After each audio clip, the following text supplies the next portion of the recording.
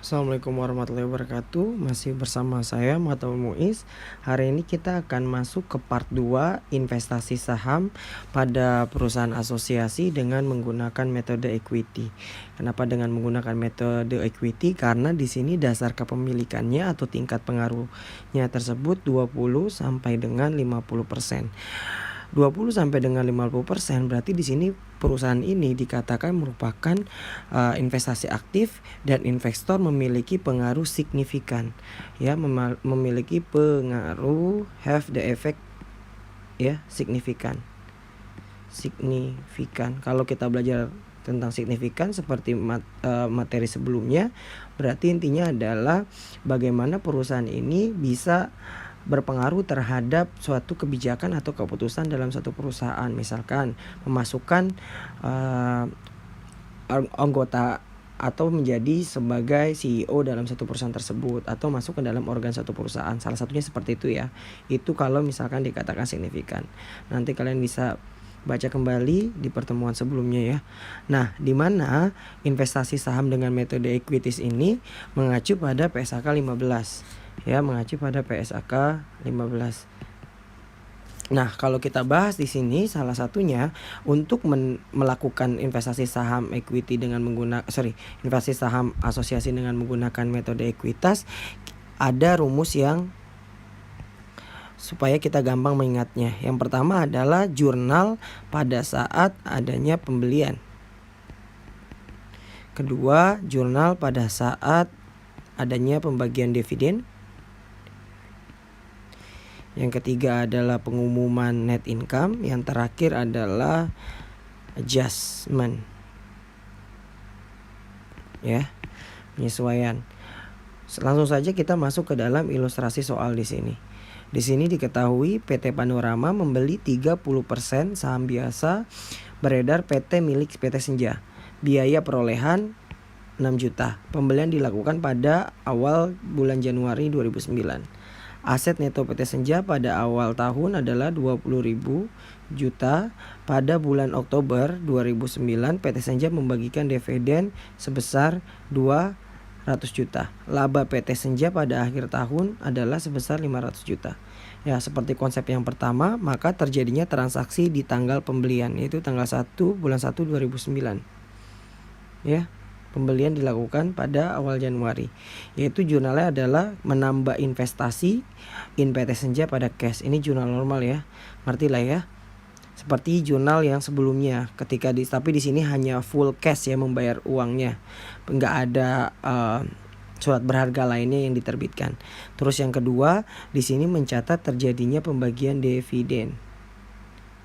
Nah, kenapa bisa 60 juta? Kita lihat dividen keseluruhan adalah 200 juta. Sedangkan kepemilikan si PT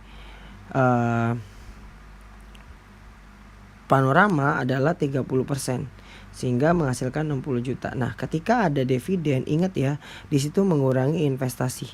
Tapi kebalikannya, ketika ada net income maka menambah investasi.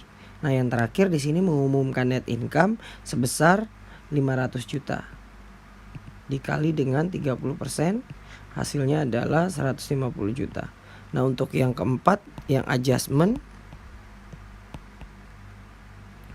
itu belum ada, ya, karena di sini nggak diketahui aset neto pada akhir tahunnya, ya. Aset netonya belum dikasih tahu di sini di soal di akhir tahun. Nah, seiring dengan kita menggunakan metode ekuitas itu intinya adalah cara mengcross-checknya mudah.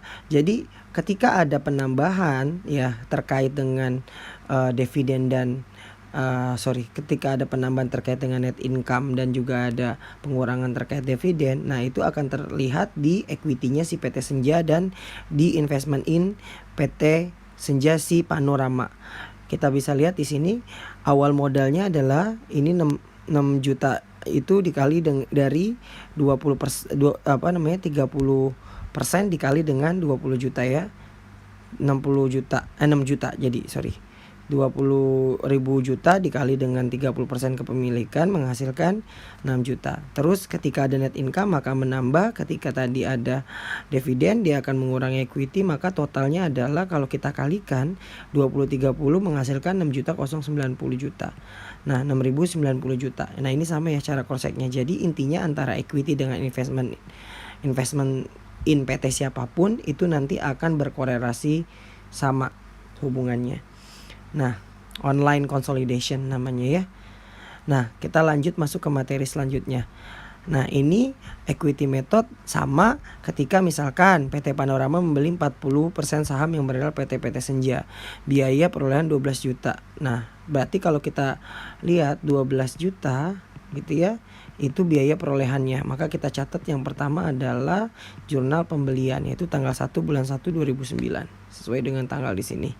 Pada saat itu ekuitas PT Senja adalah 30.000 juta. Nah, kita lihat dulu apakah sama gak kalau 30.000 dikali dengan 40%. Hasilnya adalah 12.000. Berarti sama. Berarti gak akan ada yang disebut dengan excess value ya. Nah, terus kita lihat terkait dengan di sini adanya pembagian dividen dan juga adanya net income yang diterbitkan, maka nanti akan terpengaruh juga pada saat mengakui PT Panorama dan di equity-nya si PT Senja. Kita bisa lihat di sini ketika ada pembagian 1.500 juta untuk net income, maka investmentnya bertambah. Berarti nanti jurnalnya adalah investment in PT Senja gitu ya pada income from PT Senja. Sedangkan yang untuk dividen tunai maka nanti tinggal ditulis cash pada investment in PT Senja. Jadi bukan nama dividen ya. Kalau menggunakan metode equity ini kita mengakuinya sebagai pengurang dari investasi. Sedangkan kalau ada net income maka akan menambah investasi.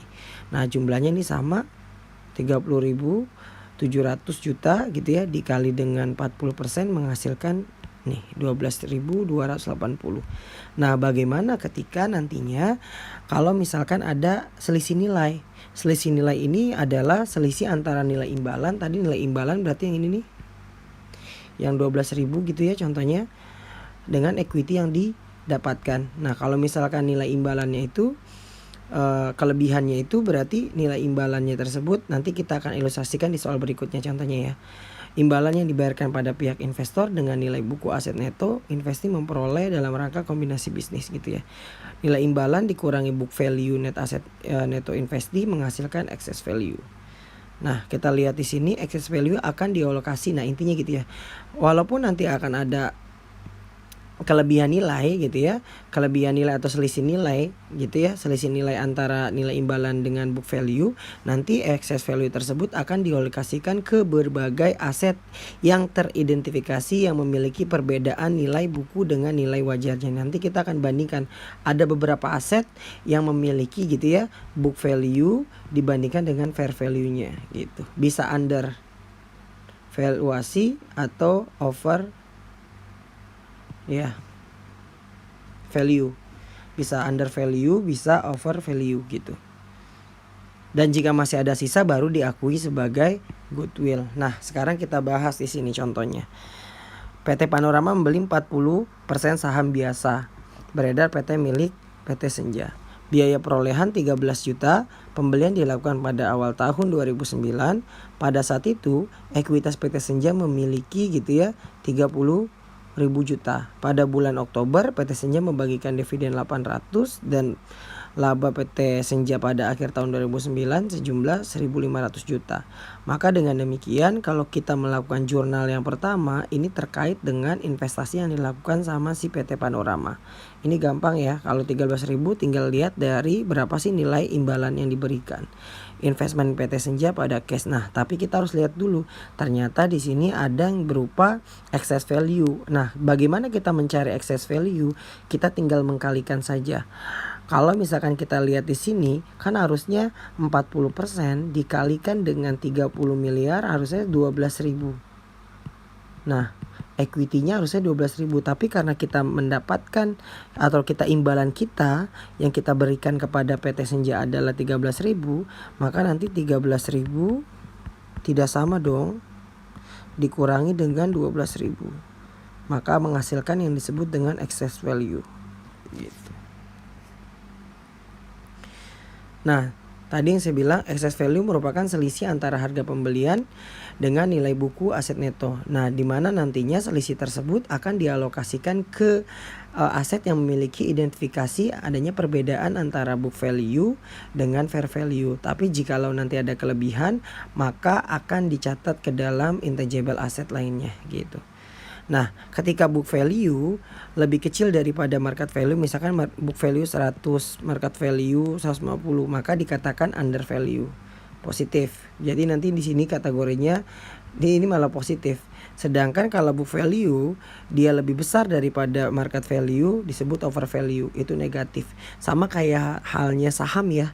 Kalau kita mau beli saham terus kita nilai PBV-nya, price book value-nya, ya price book value-nya lebih besar daripada harga market, maka kita nggak usah beli. Kenapa demikian? Karena kita menganggap perusahaan ini nggak wajar harga sahamnya karena di atas harga pasar, maka kita nggak akan membeli. Tapi kalau kita udah punya saham tersebut, maka kita melakukan penjualan, maka dikatakan minus di sini, negatif, malah jelek bagi si pembeli gitu ya. Nah, kita lihat nantinya excess value tersebut yang akan diamortisasikan ke dalam aset-aset yang memiliki perbedaan tadi ya. Intinya adalah dilekatkan pada aset lancar, akan habis jika aset lancar pakai habis, akan habis jika aset lancar dijual. Nah ini misalkan ada perbedaan antara perlengkapan, kalau ini misalkan ada inventory atau penjualan aset gitu ya. Atau misalkan piutang boleh. Tapi ini akan habis jika aset lancar terjual, ini biasanya adalah inventory. Kalau piutang kan dijual bisa juga sih. Terus diletakkan pada aset tetap akan menurun, berarti nanti di sini akan terkait dengan depresiasinya, kecuali tanah. Nah, kita lihat contohnya. Dimana ketika ada equity method dengan excess value, di sini PT Panorama membeli 40% saham biasa beredar milik PT Senja. Biaya perolehan adalah 600.000. Pembelian dilakukan pada awal tahun 2009.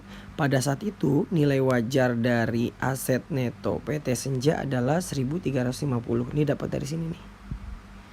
Berarti ini di total dikurangi dengan 600. Berarti ini hasilnya adalah 1.950 untuk total aset.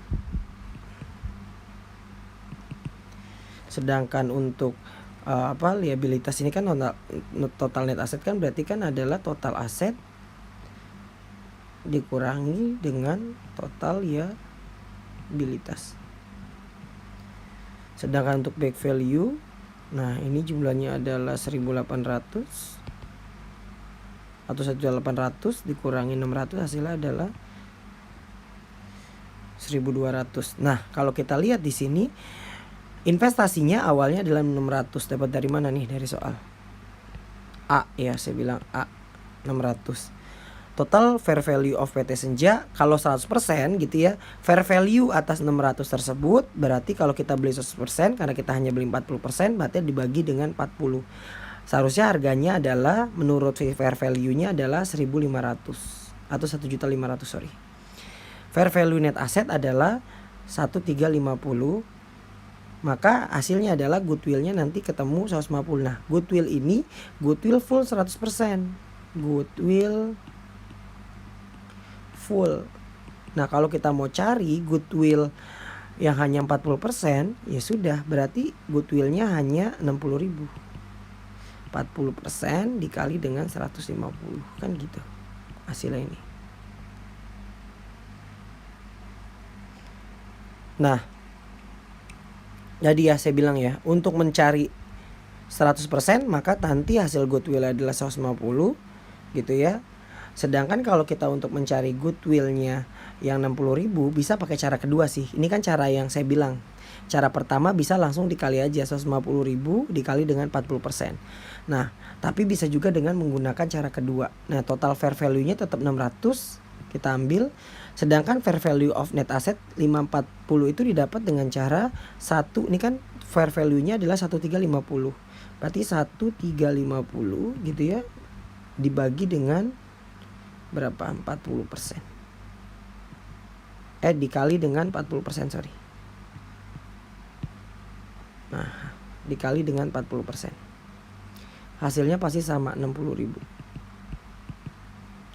Jadi bisa pakai ini, bisa pakai ini. Nah, terus kita bilang untuk mencari excess value. Tadi kalau untuk mencari excess value, rumusnya adalah total fair value gitu ya, dikurangi dengan book value. Jadi fair value dikurangi dengan book value.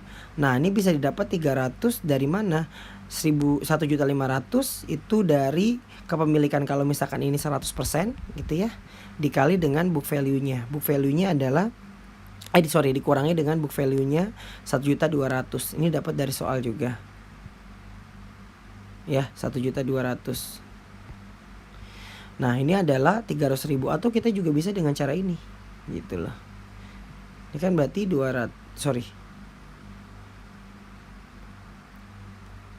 Enggak, deng. Kan itu selisih ya. Ini berarti excess value-nya tersebut 1.500.000 dikurangi 1.200, hasilnya adalah 300. Ya benar, dari sini saja. Nah, untuk excess value yang tadi sebenarnya, nah ini makanya tadi kok 50, 200, ada building ya, kurang ya. Oh iya, goodwill, benar. Kita tambahin lagi satu goodwill ya, 150, maka hasilnya juga 300. Makanya tadi saya agak kok bisa dari sini tapi kita tambahin dengan goodwill. Nah kan kalau dari sini kan berarti jumlahnya adalah 250 dikurangi dengan 150 gitu ya, ditambah dengan goodwill yang sudah kita dapat tadi 150. Maka hasilnya adalah 300 untuk excess value. Kita bisa juga mencarinya dengan, ini kan excess value 100% ya. Berarti kalau excess value ini 100%, berarti kalau excess value berapa persen? 40%, berarti 120. Nah, ini total keseluruhan untuk excess value yang akan kita lakukan. Nah, makanya dengan demikian tadi kita bisa lihat kita akan melakukan dari excess value tersebut. Nah, ini kan tadi kan 40% kalau ini tabel untuk mencari kepemilikan 40% si PT Panorama di PT Senja. Ini keseluruhannya ya. Ya, terkait dengan kepemilikan. Nah, tapi yang kalian harus perhatikan di sini dari inventory ini yang kita akui adalah untuk nantinya di excess value ini akan dilakukan amortisasinya. Nah, kita bisa lihat dulu di sini. Intinya adalah bayangkannya pada bulan Oktober PT Senja tersebut membayar dividen tunai sebesar 200.000 dan pada tanggal 31 Desember 2009 PT Senja menurunkan laba bersih sebesar 300.000. Nah, jurnal yang pertama adalah ini terkait dengan ini dividen ya, dividen dan juga pembayaran net income. Berarti nanti ini kalau kita tambahkan jurnalnya adalah cash pada investment, sedangkan untuk net income adalah investment pada income from ya. Jumlahnya ini jangan 200.000, tapi net income-nya hanya berarti 200.000 dikali dengan 40%, berarti 50.000. Sedangkan untuk yang ininya berarti 40%, 120 ya. Nah, kita bisa lihat di sini untuk ini nih tadi yang saya bilang. Ini jurnal untuk mengakui net income.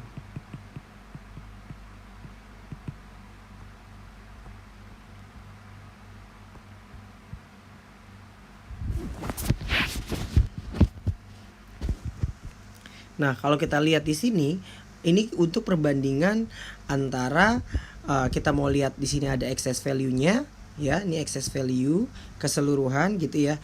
Kita mau lihat di sini terkait dengan net income yang dimiliki itu didapat dari mana. Kalau di sini kita bisa lihat ya, totalnya nantinya adalah ini 300. Ini dari menentukan laba bersih dari yang 300 yang tadi sudah kita dapatkan. Maka net income nih, tadi saya jelaskan ini net income-nya ya. Kita net income-nya adalah 300, maka nanti akan menambah investment in PT Senja. Nah, kalau kita lihat lagi di sini, nah, ini berkaitan dengan tadi adanya dividen yang dibayarkan. Dividen yang dibayarkan, tadi 40% ya, berarti 80, Yang ini berarti 80.000. Nah, untuk yang tadi yang panorama 40% ini terkait dengan jurnal adanya dividen. Maka jurnalnya cash pada investment in PT Senja sebesar 80.000. Dapat dari mana? Dari yang 200.000 dikali dengan 40%. Nah, untuk perhitungan income from PT Senja, berarti bagaimana kita melakukan pencatatan income from PT Senja tersebut. Nah, ini terkaitan dengan juga melakukan amortisasi dan juga melakukan masukkan excess value ke dalam net asset lainnya gitu ya, yang sudah ada keterangan bahwasanya ada perbedaan antara book value dengan fair value. Kita bisa lihat di sini pendapatan dari PT Senja adalah tadi 40% dikali dengan 300 juta hasilnya adalah 120. Ini pencatatan untuk net income-nya. Terus ada penyesuaian. Yang pertama adalah penyesuaian inventory sebesar 50.000. Nah, ini dianggap penyesuaian ini ketika ada asumsi inventory ini terjual ya. Nah, sedangkan yang building ini masih terpakai. Nah, kenapa bisa dapat 40% dikali dengan 50.000? Nah, 50.000 ini adalah excess value yang didapatkan antara tadi 250 dikurangi dengan 200 si book value-nya. Maka hasilnya adalah 20.000. Sedangkan tadi amortisasi over value building adalah 4.000 didapat dengan cara, nah ini amortisasinya asumsi aja masih memiliki masa manfaat 10 tahun. Maka dari 100.000 amortisasi tersebut kelebihan tersebut dibagi dengan masa manfaat menghasilkan nantinya adalah 10.000 baru dikali dengan 40% hasilnya adalah 4.000. Sehingga nantinya ke total untuk income from PT Senja adalah 104.000. Nah, bagaimana kita melakukan pencatatan? Ya ini kan tadi kita udah melakukan pencatatan yang di pertama ya. Nah, untuk pencatatan yang kedua, kenapa bisa income from PT Senjanya malah berkurang 20.000 gitu loh. Padahal kita asumsinya di sini ada terjual. Sedangkan untuk yang ketiga di sini ketika ada over value dari building gitu ya, buildingnya dicatat terlalu tinggi, maka nanti di sini menambah investasinya baru income from PT Senja. Secara logika kan begini. Secara logika adalah pada saat ini ya, ini yang untuk yang kedua ya. Pada saat kita punya inventory yang dikatakan kita tadi under value, maka kan inventory kita harus ditambahkan sebesar 50.000 kan. Nah, pada saat kita menambahkan inventory tersebut ketika dijual, maka kan kita jurnalnya adalah COGS. Ini untuk berkaitan dengan penjualannya ya, untuk KPP-nya ya, pada inventory atau merchandise inventory sebesar berapa. Nah, ini sebesar adalah kepemilikannya dia, yaitu 40% dikali dengan 50.000. Hasilnya adalah 20.000, sorry. Nah, COGS ini merupakan suatu expense kan? Kalau dalam, maksudnya gitu ya, dalam income statement. Nah, itu suatu expense. Ketika ini expense gitu ya, maka otomatis nanti harus mengurangi net income. Nah, makanya jurnalnya adalah income-nya harus dikurangi income from gitu ya, pada nih ke sini. Income from pada investment in PT Senja. Kebalikannya dengan yang nomor 3. Ketika tadinya kita memiliki building ya, yang over value sebesar tadi berapa? 100.000 dibagi 10 gitu ya. Maka di sini nantinya ini untuk penyusutannya ya. Penyusutannya, maka kan kita kalau kita bayangkan di sini ini untuk keseluruhan berarti penyusutannya adalah 10.000. Tapi kalau kita miliki hanya 40%, maka hanya 4.000 nanti. Nah, 4.000 ini berarti kan tadinya awalnya kita sudah dicatat berlebihan ya untuk si PT Senjanya. Berarti kan tadi depresiasinya dicatat terlalu tinggi kan? Maka kita harus ilangin nih untuk depresiasinya. Ketika depresiasinya dihilangkan bebannya, maka akan berpengaruh terhadap net income. Nah, net income-nya harus ditambahkan. Maka nanti otomatis akan menambah net income, maka jurnalnya investment in PT Senja pada income from PT Senja. Mungkin itu saja. Nanti kalau ada yang mau ditanya silakan ya. Intinya adalah pada saat kita melakukan penyederhanaan dari excess value yang ini nih 120 ini yang harus kita harus alokasikan ke dalam aset lainnya. Kita harus lihat dulu aset yang bisa kita alokasikan yang mana. Nah, yang bisa kita alokasikan hanya land dan hanya inventory dan building. Sedangkan land itu tidak dilakukan akan dilakukan pelekatan gitu atau amortisasi terhadap excess value. Karena kita tahu ya, jikalau tanah tersebut cenderung nggak akan ada penyusutannya ya, kalau misalkan dalam keadaan normal. Nah, mungkin itu saja dulu materi dari saya. Kurang lebihnya saya mohon maaf. Silakan ditanyakan pada saat kita pada saat kita melakukan diskusi di WhatsApp grup ya. Oke, thank you. Saya ucapkan banyak